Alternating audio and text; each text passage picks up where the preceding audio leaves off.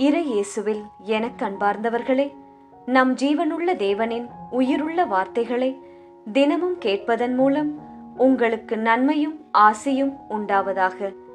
இன்றைக்கு நம் உள்ளத்தில் ஆண்டவர் பேச விரும்புகிற திருவசனம் யோவான் எழுதிய தூய நற்செய்தியிலிருந்து வாசகம். 20ஆம் அதிகாரம் 15ஆம் திருவசனம். இயேசு அவரிடம், ஏனம்மா அழுகிறாய்? யாரை தேடுகிறாய் என்று கேட்டார்.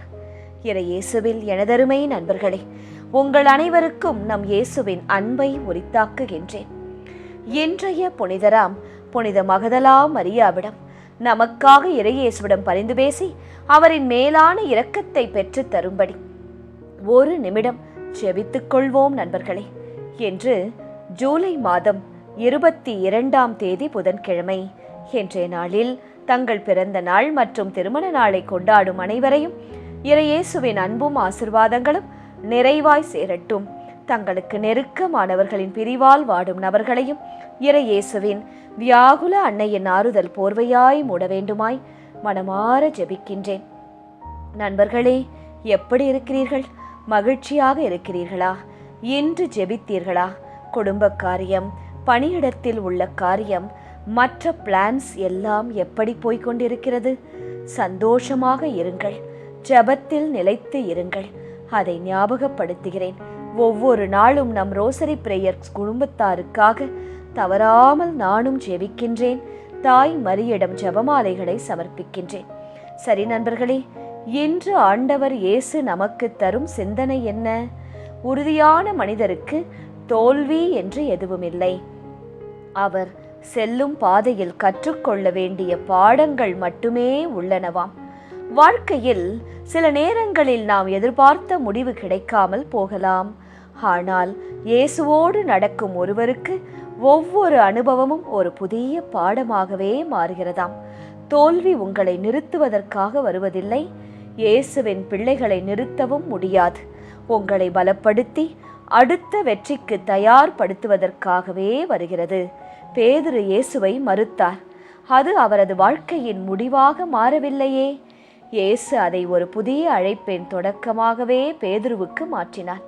அதனால்தான் நீதிமொழிகள் 24:16 கூறுகிறது, நீதிமான் 7 தரம் விழுந்தாலும் மீண்டும் எழுந்திருப்பான் என்று.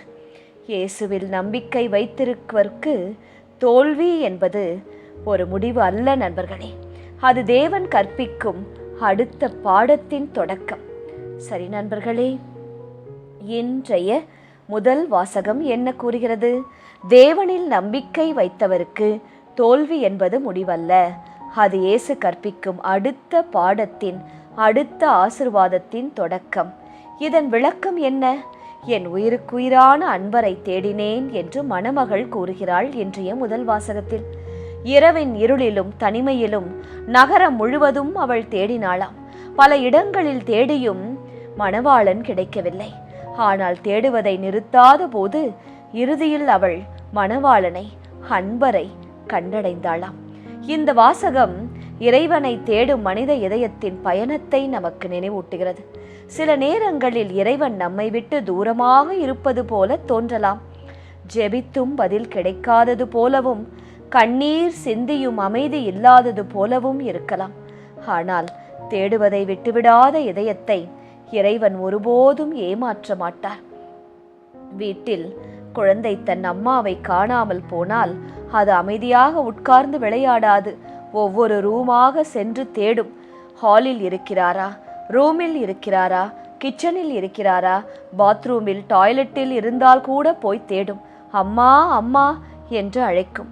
இறுதியில் அம்மாவை கண்டவுடன் அழகாக சிரிக்கும். எல்லா பயமும் நீங்கிவிடும். முகம் முழுவதும் மிளிர்ச்சி, மகிழ்ச்சி அந்த குழந்தைக்கு மலரும். அப்படித்தானே நம் வாழ்க்கையிலும் அதுவே நடக்கும் நண்பர்களே.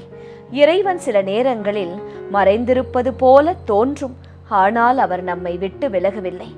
நாம் அவரை இன்னும் ஆழமாக தேட வேண்டும் என்பதற்காக, நம் விசுவாசத்தை வளர்த்து கொள்ள வேண்டும் என்பதற்காக சிறிது காலம் மறைந்து இருப்பார். அவ்வளவுதான். நாம் எதை தேடுகிறோம்? பணமா, பதவியா, மனிதர்களின் அங்கீகாரமா? இவை அனைத்தும் ஒரு நாள் மாறிவிடும் நண்பர்களே. ஆனால் இறைவனை தேடும் இதயம் மட்டும் ஒருபோதும் வெறுமையடையாது. இயேசுவை கண்டடையும் வாழ்க்கையே உண்மையான நிறைவுள்ள வாழ்க்கை.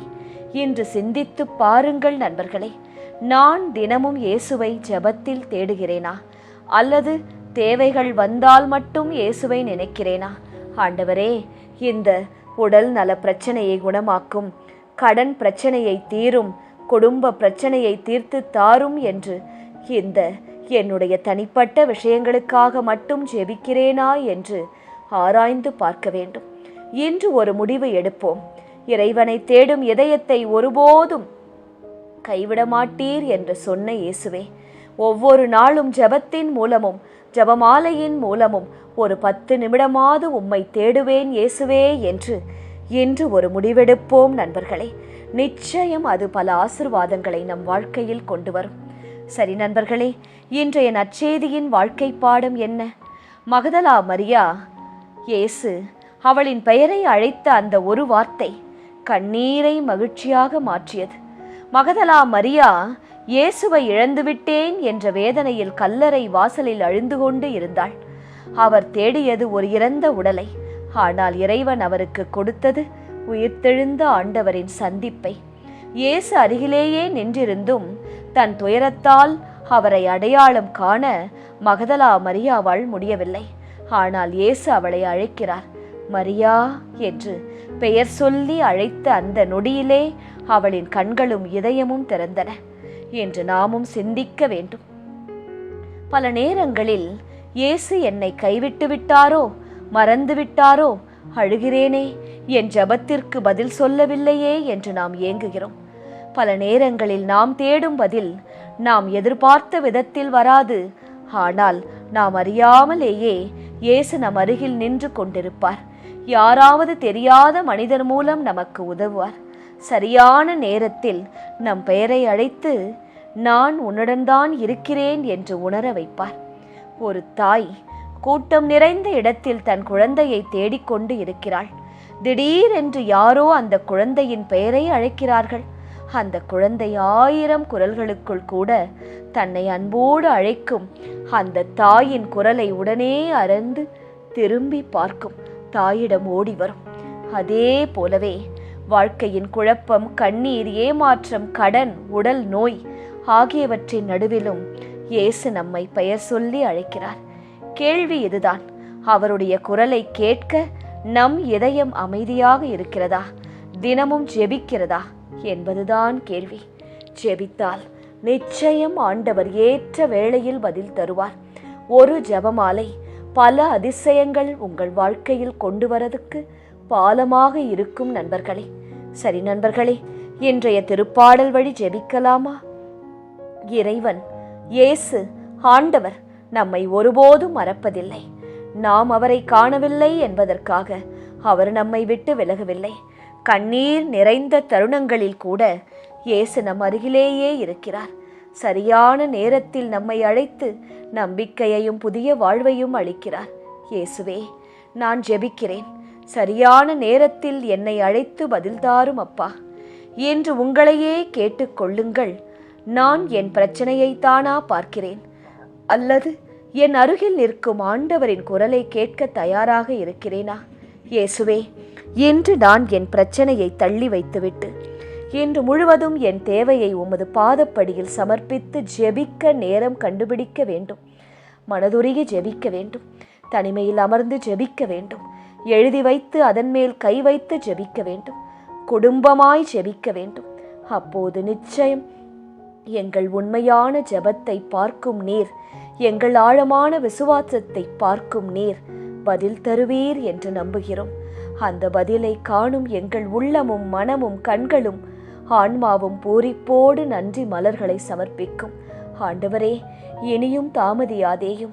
நாங்கள் காத்திருந்த நேரங்களுக்கு இணையாக எங்களுக்கு நீர் ஆசீர்வாதங்களின் வளமையின் நல்ல நாட்களை தரும்படியாய் ஜெபிக்கின்றோம்.